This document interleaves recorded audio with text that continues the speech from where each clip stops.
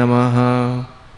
श्रीचैतन्यमनोभीष्टं स्थापितं येन भूतले स्वयं रूप कदा मह्यं ददाति स्वपदान्तिकं। वन्देऽहं श्रीगुरु श्रीयुतापदकमलं श्रीगुरुं वैष्णवांश्च श्रीरूपं साग्रजातां सहगना ललिता तां सजीवं साद्वैतं सावधूतं परिजनसहितं कृष्णचैतन्यदेवं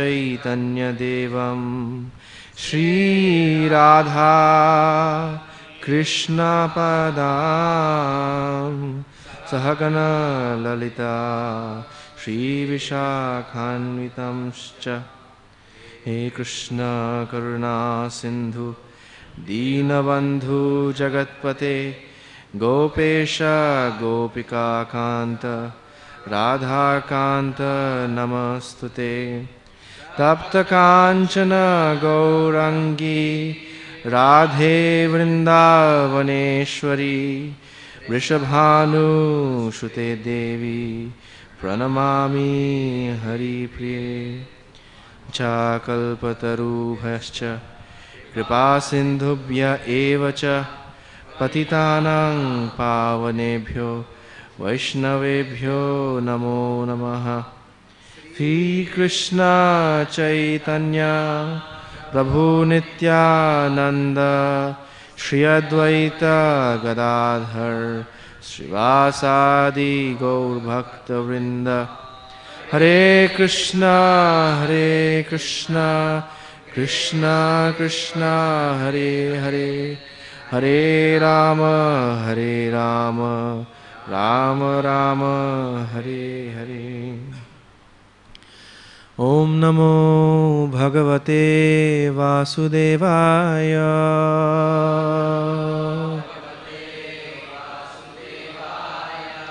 ओम नमो भगवते वासुदेवाय।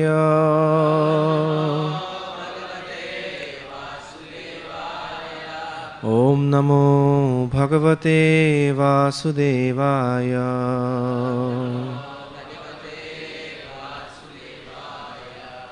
Reading from 10th Canto, Chapter 16, verse, actually I was told verse 36 to 38, but we'll read the first one, and 38 has a purport. Kasyānubhāva asya na deva vidmahe tavāngri renu sparsha adhikaraha yadvanchaya srir labhana charattapo vihaya kaman suchiram dhritavrata.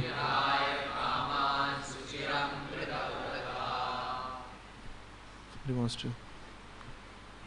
Oh, 3 times, okay. Kasyānubhāvasya na deva vidmahe tavāngri renu sparshadhikaraha yadvanchaya srir lalana charattapo vihaya kaman suchiram dhridavrata.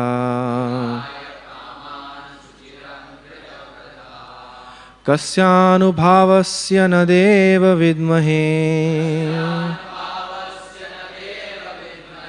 tavāngri renu sparshadhikaraha yadvanchaya strir larana charattapo vihaya kaman suchiram dhritavrata.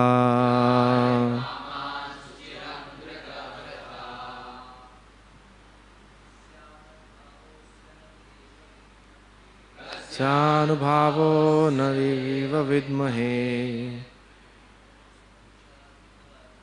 Tavangrirenu sparshadhikaraha Yadvanchaya srir laranacharat-tapo Vihaya kaman suchiram dridavrata Asyanubhavasya nadev vidmahe Tavangrirenur sparshadhikaraha Yadvanchaya srir lalanacharat-tapo Suchi kaman suchiram dritavrata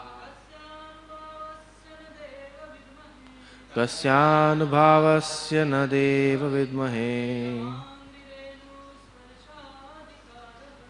Tavangrirenu sparshadhikaraha Yadvanchaya srir laranacharat-tapo Vihaya kaman suchiram dritavrata. Ladies. Kasyanvavo nadeva vidmahe Tavangrirenur sparshadhikaraha Rajvanchaya srir lananacharat-tapo Vihaya kaman suchiram dritavrata. Kasya, of what? Anubhavaha, a result. Asya, of the serpent Kaliya. Na, not. Deva, my Lord. Vidmahe, we know. Tava, your. Anghri, of the lotus feet. Renu, of the dust. Sparsha, for touching. Adhikaraha, qualification. Yat, for which. Vanchaya, with the desire. Shrihi, the goddess of fortune. Lalana, the topmost woman. Acharat, performed. Tapaha, austerity. Vihaya, giving up. Kaman, all desires. Suchiram, for a long time. Dhrita, upheld. Vrata, her vow. Translation. O Lord, we do not know how the serpent Kaliya has attained this great opportunity of being touched by the dust of your lotus feet. For this end, the goddess of fortune performed austerities for centuries, giving up all other desires and taking austere vows. We'll read the next two verses since it says 36 to 38.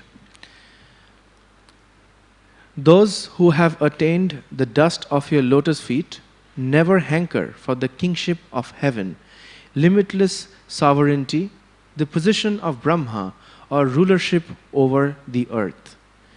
They are not interested even in the perfections of yoga or in liberation itself.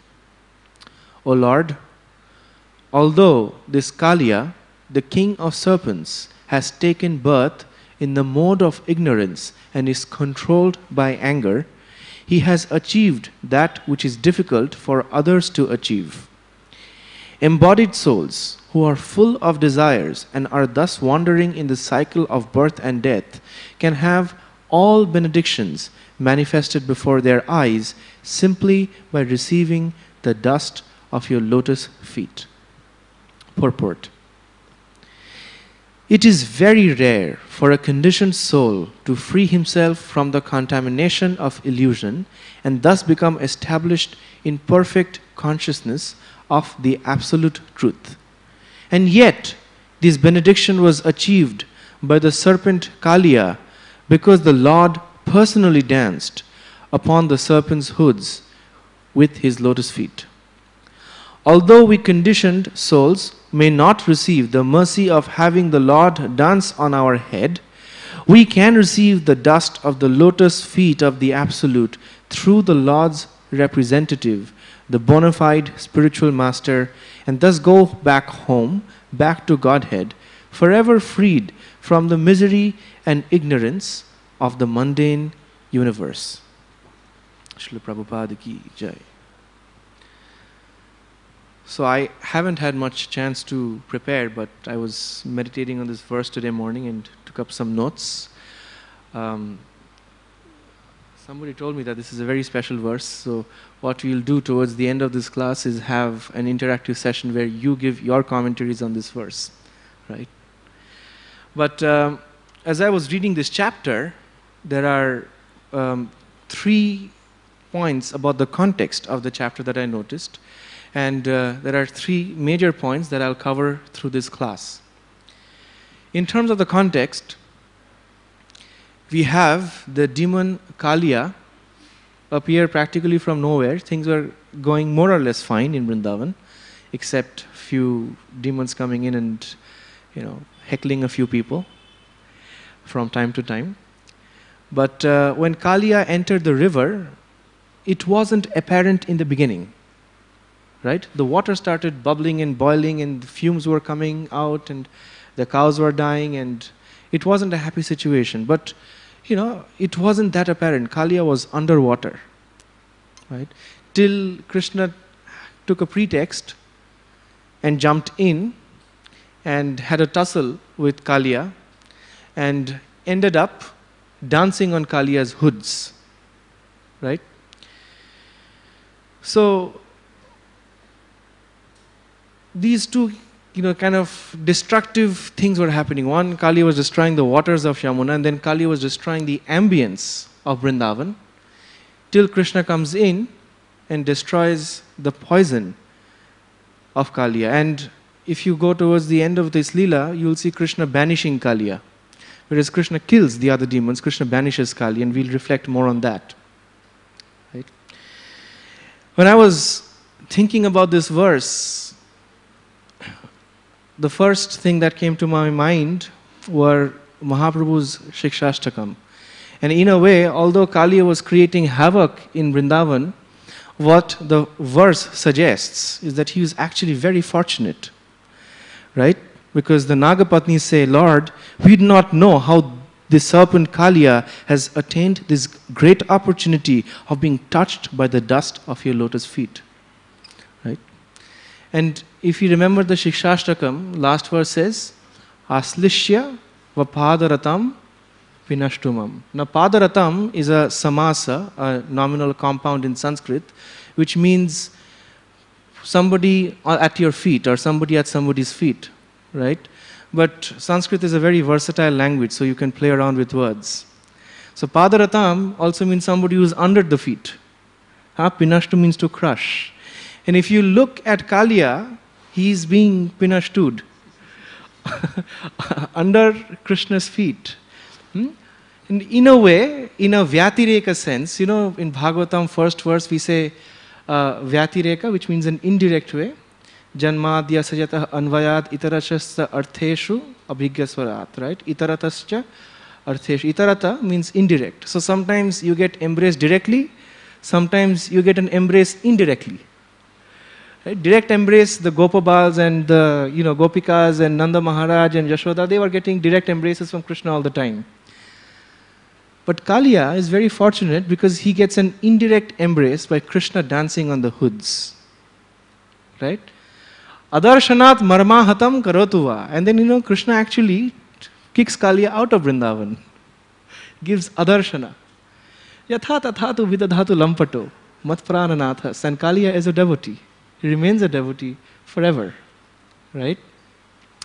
So that was the first reflection on this verse, that sometimes Krishna may appear to be very Krishna may seem to kick out our plans. We keep praying, Krishna, give me this, give me that, Lord, let this happen.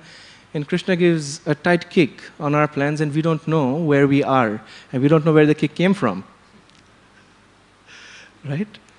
But in a way, when we pray Asli Shiva Padaratam Pinashtumam Adarsanat Marmahatam Karotuva, in a abhasha sense, in a shadow sense, we are actually receiving mercy, even when Krishna is kicking us.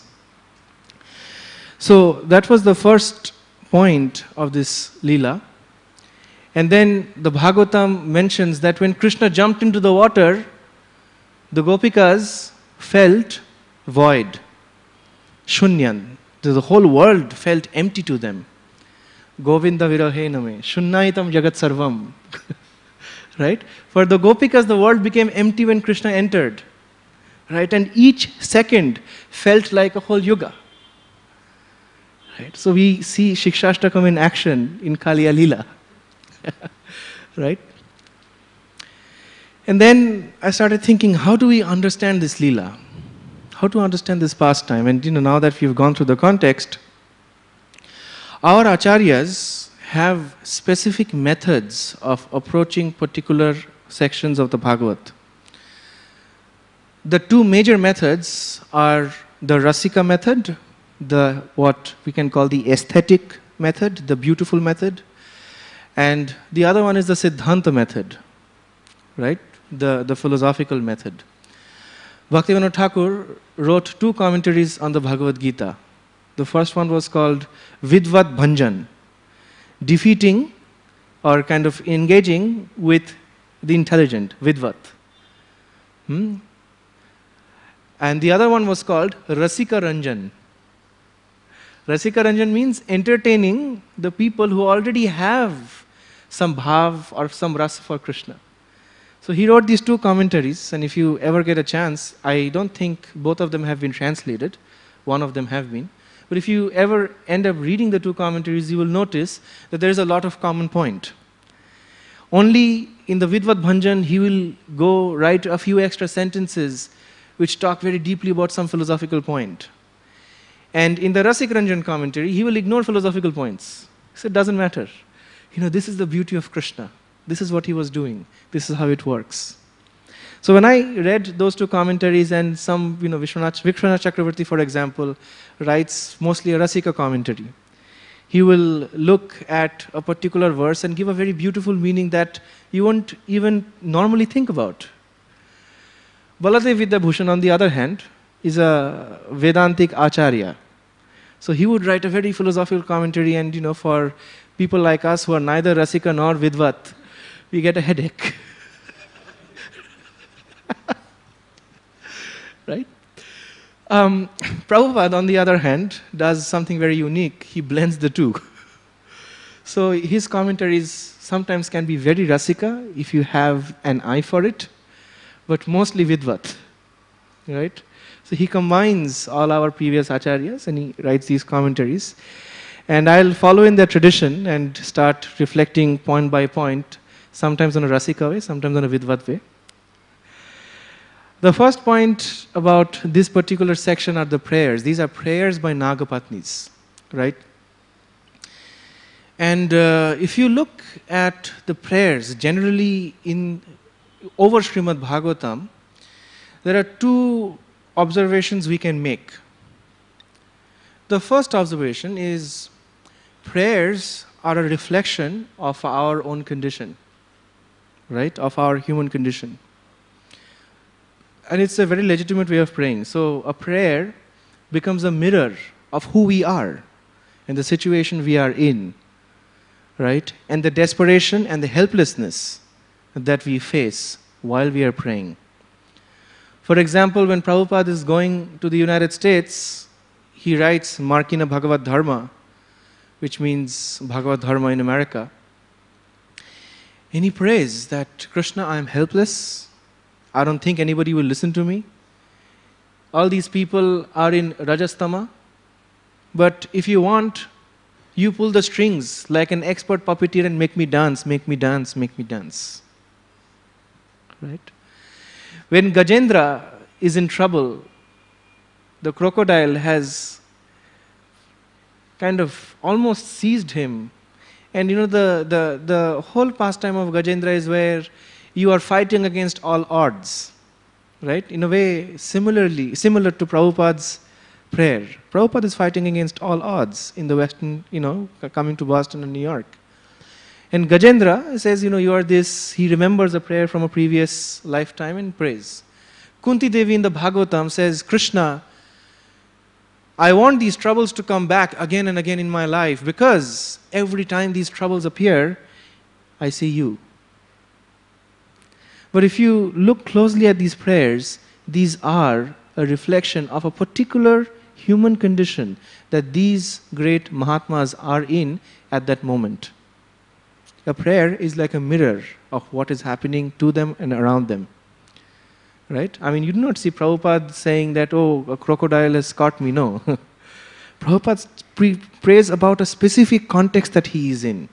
And it's a reflection of the challenges that he is facing. So that's one level of prayer.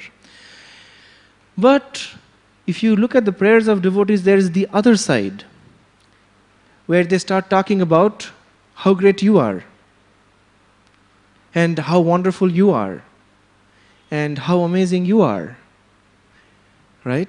And there the split occurs, right? On a transcendental level, there is this thing, Krishna, please protect me. And there is the other kind of prayer which says, Krishna, I'm in it for you, right? It's a prayer is a WOW, wow, expressed in words, right? And that's what we see the Nagapatnis talking about here. They say, we don't understand how Kaliya, who was creating havoc, actually got so much mercy.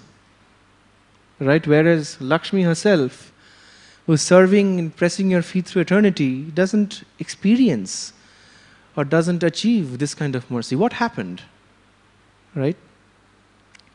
And then some more reflections on that, and a disclaimer here. I'm talking about my own condition rather than yours, and I'm going to use Bhaktivedanta Thakur to look at this particular verse because I spent most of my life studying Bhaktivedanta Thakur, and he has a very unique way of approaching the Bhagavat, right, in his book, the Krishna Samhita. He says that there are various ways you can approach the Bhagavatam. In particular, although he doesn't quote it, he uses the method listed in the Chaitanya Charitamrita, where Mahaprabhu and Sanatana Goswami are having a conversation about Atmaramascha Munayo. And Mahaprabhu starts explaining the Atmarama verse, and Sanatana Goswami is astounded. He's completely astounded. And then Sanatana Goswami says, how is this possible? This is amazing. And Mahaprabhu speaks two particular verses. He says, Krishna Tulla Bhagavat Vibhu Sarvashray Prati Shloke Prati Akkhare Nana Arthakay. Krishna Tulla Bhagavat. The Bhagavat is comparable to Krishna himself. Vibhu, it is great, it is Sarvashray. Prati shloke, in every verse. Prati akkhare, not just in verse, every syllable. Nana arthakay, it explains different meanings. So it's not that Bhagavatam will have only one meaning. Each verse will have hundreds and thousands of meanings, and that is why Ananta can never tire of speaking the glories of Krishna, because each syllable of the Bhagavat has many meanings. And then Mahaprabhu gives a disclaimer. He says, Proshnottare Bhagavate Koriyache Nirdhar Jahar Sravone Loke Lage Chamatkar. He says, Proshnottare Bhagavate Koriyache Nirdhar. Nirdhar means to ascertain. Right? And this is a very important point because the Bhagavat is a commentary on Vedanta. Right? And it is an expansion of the Gayatri. And I'll give you a proof of that right now. Look at the board there. Right? Do you see the word Vidmahe? The word Vidmahe is, I don't want to give out the Gayatri here, it would be a disaster. But the word Vidmahe is one of the seeds of the Gayatri mantra. It's one of the bijas of the Gayatri. And in this way, through using the word Vidmahe or through using the word Om Namo Bhagavate Vasudevaya, the Bhagavat is an expansion of the Gayatri and the Vedanta. Right? Starts with Janmadi Asya Yataha. So if you read the Bhagavat carefully in Sanskrit, you will see the Gayatri spread around the Bhagavat. So Bhagavat is an expansion of the Gayatri. So those who are concerned about not having received the Brahman initiation yet, here's a de facto solution for you. Read the Bhagavatam. You'll be chanting the Gayatri without understanding it. Right? But see, that was at least one explanation of the whole Bhagavatam. But then Mahaprabhu says, Prashnottare Bhagavate Koriyachi Nirdhar. Nirdhar is Vedanta Sutra. So there is a particular philosophy. And how is it explained? Through questions and answers. It is not a monologue. It is a dialogue. And whenever there is doubt, there is a process of clearing off that doubt. So Parikshit Maharaj keeps asking questions, expressing his doubts, and Shukadeva Goswami keeps cleaning out and taking out those doubts, right? And what happens through that process of question-answer is that you come up with a specific siddhanta, right? So it's not that you look at the Bhagavatam and you can come up with any meaning you want, because through Prashnottar, through question and answer, a particular siddhanta has been nirdharita, right? And Prabhupada speaks about the two kinds of speculation. The first is mental speculation, where you go through bottoms-up logic. You start with whatever intelligence you have in your head and try to figure it out. And the other one is philosophical speculation, where you see the logic of the Bhagavatam to begin with, you see the Siddhanta, and then you use your rational logic to understand it. So that is Nirdhara. And then Mahaprabhu gives another criteria to understand Bhagavat. He says, Jahara Shrabane Loke Lage Chamatkar. Chamatkar means amazement. So the test of Bhagavat and the test of the explanation of the Bhagavat is, once you hear the exegesis, you feel, oh my God, this is beautiful. Not Chamatkar. Chamatkar doesn't mean, oh, it's a brilliant idea. That's Ashadharan. Right? Chamatkar means amazing. It touches your heart. It does something to you. That's the test of the Bhagavat. And then once we have those three criteria in, then Krishna Tulla Bhagavat. Bhagavat is equal to Krishna. Vibhu Sarvashray. Now Krishna is called Ujjwal Nilamani by Rupa Goswami, like a blazing sapphire. And I wanted to use that metaphor to go further in the Kaliya Leela. If you ever see a sapphire or a diamond, every angle you turn the diamond around, you will see light getting reflected in a different way. If you know the science of diamonds, a diamond doesn't look the same from all angles. That's why if you see expert diamond businessmen, the first thing they take the diamond, look it in the sun, start turning it around, starts experiencing the various qualities. And I think that is a good metaphor of studying the Bhagavatam. The Bhagavatam is Krishna. Krishna is Ujjwal Nilamani. Bhagavat is Ujjwal Nilamani. We are, Shukadeva Goswami says, Muhurahorasika bhuvi bhavukaha. We are aspiring bhavukahas. So we, although we don't know the science of diamonds, it doesn't hurt to pick up the diamond and at least turn it around and look at the light coming from various angles and experience its beauty. Right? And Bhaktivedanta Thakur does precisely that. He says, Bhagavat can be approached by two kinds of people and three classes of people. The two kinds of people are the Saragrahins and Bharavahins. The Bharavahins look at the Bhagavatam, try to figure out and say, this is historically inaccurate, the philosophy is confusing, and there is an academic book, I don't recommend you read it unless you're doing academics, called The Advaitic Theism of the Bhagavad Puran. So the argument of the book is, well, the Bhagavatam is really Advaitic. They missed Krishna, somehow. I don't know how. Don't ask me. You say Advaitic theism. It's theistic, but it's Advaitic. It's a famous book, since you are in the Hare Krishna movement, you do not know about it, which is good in a certain way, right?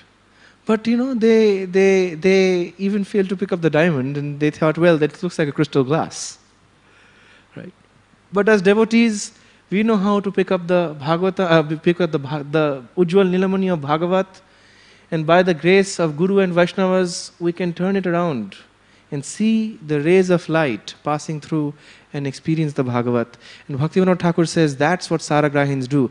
They seek the essence of Bhagavat in a way that is particularly applicable to them. Right? He says that is my approach to the Bhagavatam. He says our previous acharyas have written commentaries for Kanishta Adhikaris, what he calls Komala Shraddhas, and Uttam Adhikaris. So sometimes acharyas will explain very simple point and try to preach at a very novice level. Sometimes acharyas will take you to the highest platform so that you will come out bewildered and don't know what this person is talking about. Bhaktivedanta Thakur says the need of the hour in the modern world is to explain the Bhagavatam from the level of Madhyam Adhikaris. And he says that is what I try to do in the Krishna Samhita. He says if you want to understand Bhagavatam through either Kanishta level or Uttam level, go read Vishwanath Chakravarti, go read Sanatan Goswami, go read Sridhar Swamin. If you want to understand the Bhagavatam as a Madhyam Adhikari, here's the book. And he gives very specific interpretations of all the Leelas happening in the 10th canto of the Bhagavatam. And he says that Kaliya represents brutality and treachery. Right? He takes each and every demon in Krishna Leela and says these demons represent something specific in our lives. He says for example, Putana represents the pseudo-guru. Right? And then Bhaktisiddhanta Saraswati wrote further commentaries on this particular idea and explained the point that Putana, when Putana entered Vrindavan, everybody thought, oh my God, she's such a beautiful lady, she looks like the goddess of fortune, she's this, she's that. And Putana said, I want to breastfeed Krishna. Everybody said, please, please, go ahead. But Putana's real intent was to poison Krishna. And Bhaktisiddhanta says, Putana are spiritual institutions that has an external show of doing great work, great preaching, great this, great that, because everybody thinks, oh my God, he's here to serve Krishna. But with an internal motive, an ulterior internal motive. The moment, he said, and he was talking indirectly about the Gaudiya Math, the moment you stop the intent of serving Krishna internally, you become like Putana. Right? And, well, I'll leave it at that. Because this is Kaliya Leela, we'll focus more on Kaliya.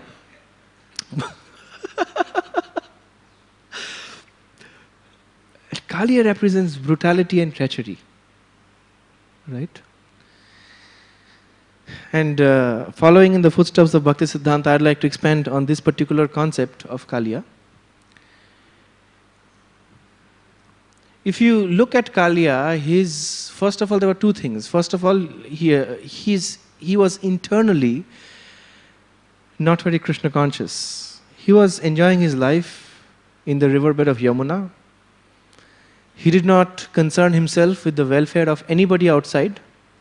He had 4 wives, enjoying his life. And then he was not concerned about the havoc he was creating outside. Right? And in a way, and that is why I give the disclaimer that this is more like a confession box for me. I'm talking about myself rather than all of you. In a way, that represents our mood. We sometimes are not concerned with how powerful our footsteps could be. Right? Small things that we end up doing can affect people in a large way. Sometimes when we engage and interact with devotees, we may carelessly say a few words, thinking that this is good management practice, but sometimes it can scar a devotee for life. So we need to be careful, right? And in the material world, it goes off even more. That, you can abuse each other. And, I know I've seen so many friends, when they call each other, they don't even say hello. They just pick up the phone and then a series of verbal abuses. That is their way of saying hello. They don't concern themselves about the footprint they are leaving out, right? And even on other dimensions, and I do not want to go too much into detail, but say, for example, when we use plastic bottles, right? For our own immediate need, we do something and the bottle goes out, and plastic bottle takes about 1,000 years to degenerate. And around the earth, landfills are overflowing. And when we toss a bottle into the dustbin, we don't even think of our footprint. And when we ride airplanes, we don't even think about how much carbon footprint we are leaving behind on earth. So I personally taken a vow that I will never go to a place or ride an airplane unless I have a major seva to perform. Right? Just an idea for you. Right? But Kaliya in Vrindavan has also an internal meaning. Right? Kaliya could represent, and one of the ways of looking at Kaliya Leela is to think about Kaliya as our own tongue. Just the way our tongue decides our internal health and external health, Kaliya was a deciding factor in the internal health of Yamuna and the external health. Right? If you keep consuming things without thinking, you know what happens to the body. I've had first-hand experience. And many of devotees, especially true of new devotees, because once we join, prasadam becomes the only entertainment. Right? After a couple of years, we start thinking, maybe we need to go on a diet plan. And then since Gauranga Prabhu is here, and I haven't discussed this with him, but just to uplift his mood, a lot of feedback, transcendental sound vibration keeps going to the cooks in the kitchen department. Aise hona chahiye. See, he's the only one who laughed. Right? Aise hona chahiye, waise hona chahiye, poha har subah hona chahiye. Right? I've heard of some feedbacks like that. But after some time people get concerned, and if you go out in the real world, you will see that dieting and health is a big industry, huge industry. And in fact, if you're interested, I can show you a little device I got just out of, kind of amusement, called a pedometer. Have you heard of a pedometer? A pedometer is a small meter that you fix on your hip when you go out for a walk. By the time you come back, it tells you how many steps you've taken, how many miles you've walked, and how many calories you've burnt. So, I hope it doesn't become the new brahmachari fad.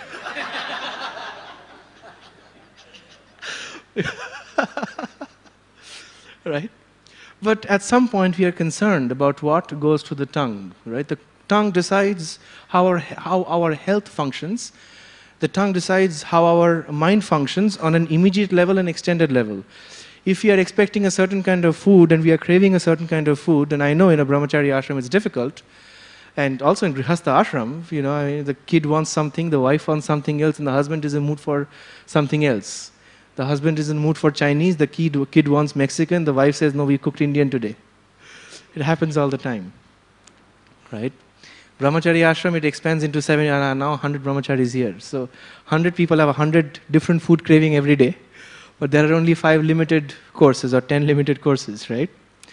So, so on the immediate level, when our tongue is not satisfied, something goes wrong in the head. The thermostat goes off.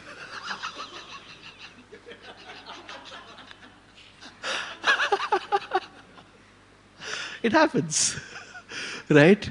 And in the long term, if you're, America faces huge obesity problems, and that is a result of how people use their tongue. And then, obese people are usually in the couch. The only exercise they have, this is, somebody told me, and this is the exercise they do. I said, why don't you get some exercise? I said, oh, right. This is what they showed. finger exercise.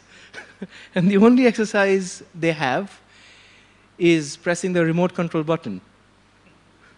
Right?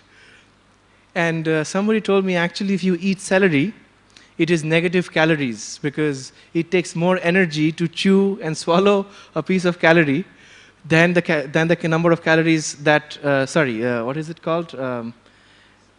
Celery stick. It is, the celery stick has less number of calories than it takes to actually chew and eat it. So if you're chewing celery all the time, you'll probably grow thin, right? So these people are also concerned, and they get into a depression, anxiety of having heart attacks, and the body is related to the mind. So either short-term or long-term, what you consume affects your mind. And the other way the tongue functions is, how you speak, the kind of sweet words you say to the world, decides what kind of relationships you have. And if anybody of you have been in the business world, in the corporate world, at a certain level, it's not about pressing buttons and being in your cubicle.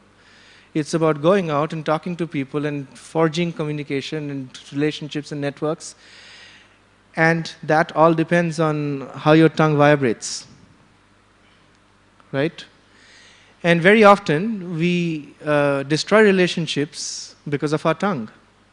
So we destroy relationships with our own body and mind because of our tongue. We pollute the internal ecology, the internal atmosphere.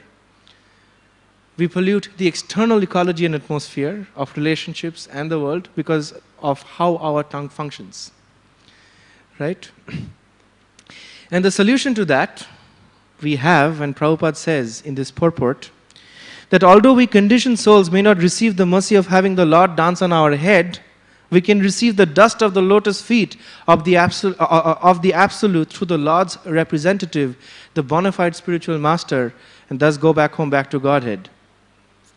Now, how does that happen? Now, Krishna will not come and dance on your head. We are not that fortunate.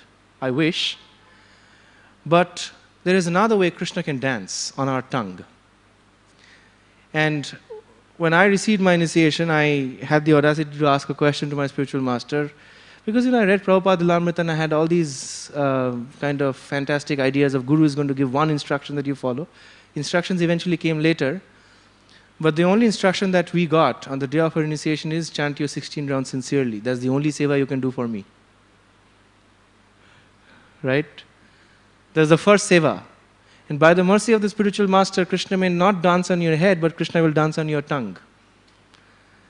And with every kick, you can call it a kick, or you can call it an embrace. Krishna is embracing our tongues every morning when we chant the holy names. And with every kick, some poison goes out. Right? And we start getting purified. The sound enters our ears, starts with the tongue, enters our ears, goes to the heart. The poison starts disappearing somehow. Right? By speaking the Bhagavatam, you are letting Krishna, Ujjwal Nilamani, dance on our tongue. Right? And then the poison starts disappearing. By eating prasadam, we are letting Krishna dance on our tongue. Because mind you, when Bhagavatam says, dust of Krishna's feet, dust doesn't mean soil on Mumbai roads. Dust means something that has touched the feet of Krishna even inadvertently. The dust never decides, now I'm going to touch Krishna. Gopabalas are on a higher level, they can decide that. Krishna is standing there, let's race and touch him. The dust just lies there, and Krishna walks over it, and the dust comes to the feet of Krishna. Dust are those things that get in touch with Krishna inadvertently, like the food we have for prasad.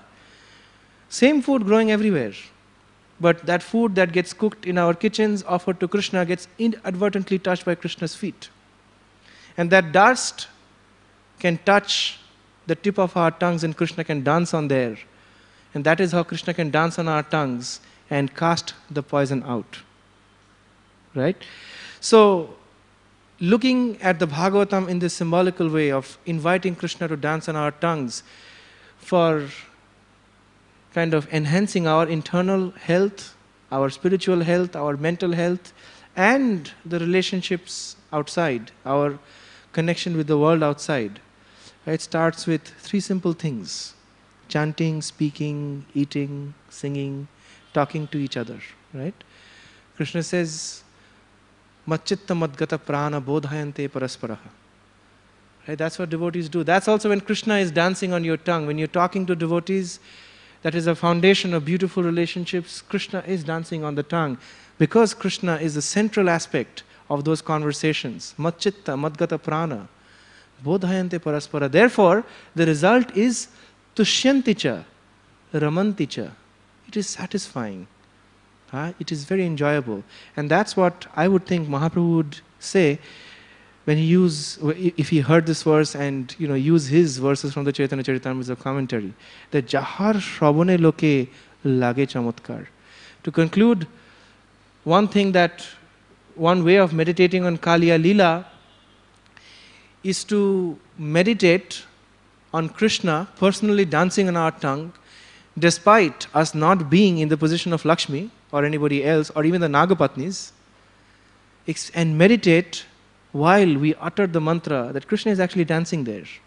While we eat prasadam, just have thought that Krishna is actually dancing here. And the flavor that we enjoy is Krishna's dust from Krishna's lotus feet. When we talk to each other and experience bliss, it is Krishna dancing on our tongues. And let Krishna dance on our tongues forever. Thank you. Hare Krishna.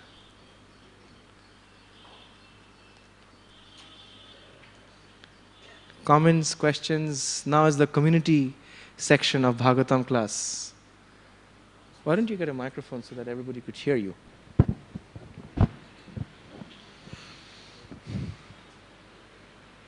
Hare Krishna. Thank you, Prabhu. And after you, Sarabhuj Prabhu. As we were discussing about, I think in the third verse, Srila Prabhupada mentions about how the living entity,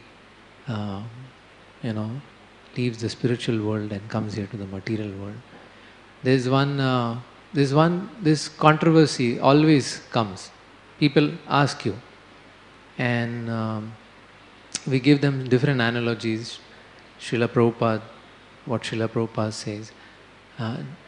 Would you also like to mention something, put some light about this very controversial question of why the jiva leaves the spiritual world where Krishna is always protecting everyone is so blissful, so happy. It is said that at one point he decided to leave and come over here. So we give different understanding. Recently somebody was asking me this direction. I was blissful and happy till you asked that question. Why did you put me on the spot?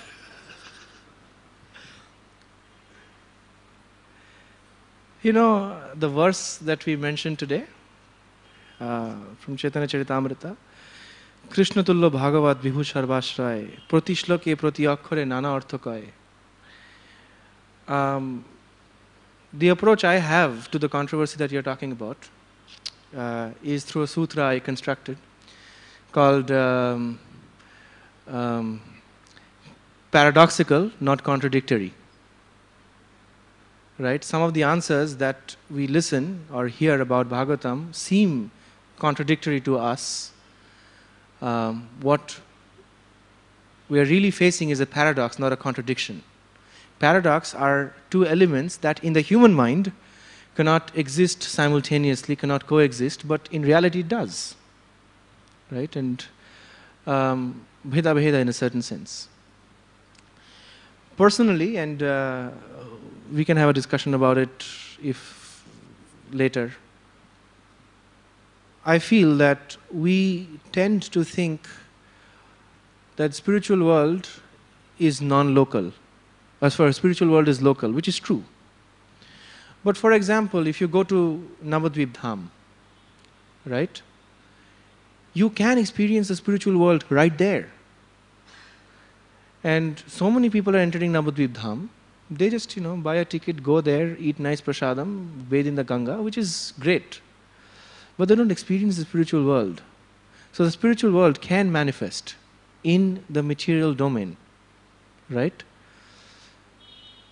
Now, that would mean that even in this lifetime, some people experience the spiritual world, right? And when they experience it, and I will not get into inroads here, when they experience it, they are not fallen, right? And I'll stop there. If we start a conversation, we'll end up writing about 10, 15 books, responding to each other, and then we'll be dead, right? But again, my personal approach to these kind of controversies, and that's a baby controversy, which is big within devotional philosophical circles, but I deal with other things too all the time. The one approach that Bhaktivedanta Thakur suggests is that, you'll not understand everything. Life is short, and in fact, life is too short to be small. Do something big in devotional service. Even the Bhagavad Gita, simple text apparently, we cannot fathom the whole thing. Thousands of commentaries have been written and people don't agree on it. Right? So, as Vaishnavas, we need to be Saragrahins, in the sense, look at the portions that is relevant for our devotional enhancement.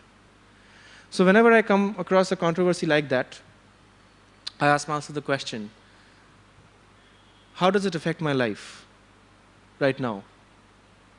Right? How does it affect my preaching? I can get around it. So my point there would be, don't try to fix what's not broken. That's not a part of your life that is broken, or that's not a part of your Siddhanta that is broken. So no point fixing it, right? Focus on the relevant parts, because this is too vast for us to cover in a lifetime anyway. Focus on the relevant. That's what I personally do, of course. All of you would be different individuals, approach the problem differently and have very different solutions. But I just wanted to put my perspective on the table. Right? It doesn't really require a headbanging on the wall to figure out answers, because sometimes there are no answers. Right? Sarabhuj Prabhu? How long do we go on for? Should we finish here? One last question and then we can... Anybody else? Any questions? We can hang out for maybe 10 minutes after the class. If you have, we can talk personally. Thank you for the stimulating class, Prabhuji. Sorry? Thank you for the very stimulating class. Thank you. I thought it was a classic. When your back's against the wall, you have to perform. This point that you made in the class about Kalya not being killed by Krishna, and you left it saying that we'll talk about it later. Oh, okay. So I was thinking whether you could just... Yeah, I will refer back to a Bhagavad class that our Prem Das Prabhu gave in 2010 or 11. And he was sitting right here, and I was at the back of the room, and he said something that really touched me. He says the essence of devotional Vedanta, and both he and I like thinking in sutras, is the essence of devotional Vedanta is matter matters and senses make sense. Matter matters, because Advaitin idea is matter doesn't matter. Mind, don't mind. Sense, no sense. Nonsense. Our philosophy is matter matters. The world is real. And senses make sense. So, Krishna doesn't kill our senses, but our senses start existing on a spiritual realm, in a spiritual dimension. Senses remain. It's just that the poison is kicked out of it. Right? And in Yoga Sutras, since Prem Das Prabhu was describing the Yoga Sutras, I'll follow his lead. Otherwise, I teach Yoga Sutras at the university. The Yoga Sutras in the Raj Yoga, which Bhaktivedanta Thakur says is very conducive for devotional service, there is a section called Pratyahara. Right? Pratyahara means withdrawing senses. And various commentaries give various explanations. One metaphor used as an explanation is our senses are like fire. And if you've lived through the 1980s, 1990s India, Radha Gopinath ji ki jai. If you've lived through 1980s and 1990s India, you must have seen, whenever India wins a cricket match, especially against Pakistan, people take out tires and burn them on the streets. Have you seen those? At least in Calcutta it used to happen when I grew up. Right? And then in this temple you have the same fire but burning incense stick, and the result is very different. So our senses are like fire. Depending on what you put in the fire, you get either bagged poisonous smoke or beautiful, enjoyable smoke. And sense objects are like salt. In the world, when we enjoy, senses have to, senses make sense. That's devotional Vedanta, right? If you put too much salt, you cannot enjoy. If you put too little, you cannot enjoy. The salt has to disappear. It has to be so subtle that it doesn't even come out. And then we are able to relish food. So real pratyahara doesn't mean you withdraw your senses and not engage in senses anymore. Senses need to be engaged. But pratyahara is the example Krishna gives in Bhagavad Gita, like a tortoise. Depending on, whenever you want, you can pull back. Right? And, does that answer your question to an extent? Thank you. Right? Are we done? Thank you so much. Vancha kalpatarubhascha kripa sindhubhyevacha patitanang pavanebhyo vaishnavebhyo namo namaha.